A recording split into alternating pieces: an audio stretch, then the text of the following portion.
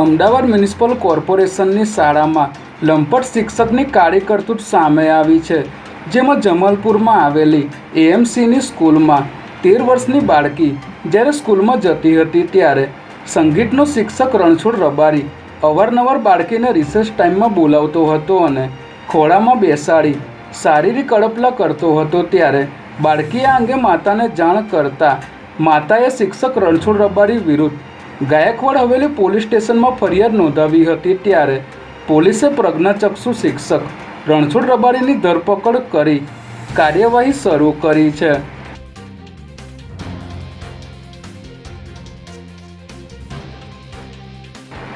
Zone 6 LCB સ્ક્વોડની ટીમે ઈસનપુરથી નારણપુરા 4 રસ્તા સુધીના 80થી વધુ સીસીટીવી ફૂટેજ ચેક કરી 2 આરોપીને ઝડપી લઈ 22 ટુ વ્હીલરની ચોરીનો ભેદ ઉકેલી નાખ્યો છે, જેમાં ઘોડાસર બ્રિજ નીચેથી 15 દિવસ પહેલાં એક બાઇક ચોરાયું હતું, જેની ફરિયાદના આધારે ઝોન 6 એલસીબી સ્ક્વોડે ઈસનપુરથી નારણપુરા 4 રસ્તા સુધીના 80થી પણ વધુ સીસીટીવી ફૂટેજ ચેક કરી ગોતા હાઉસિંગ ખાતે વસંતનગરમાં રહેતા કમલેશ રબારી અને પિયુષ રબારીને ઝડપી લઈ પોલીસે 11 લાખ રૂપિયાના 22 ટુ વ્હીલરની ચોરીનો ભેદ ઉકેલી તમામ વાહનો કબજે કર્યા હતા।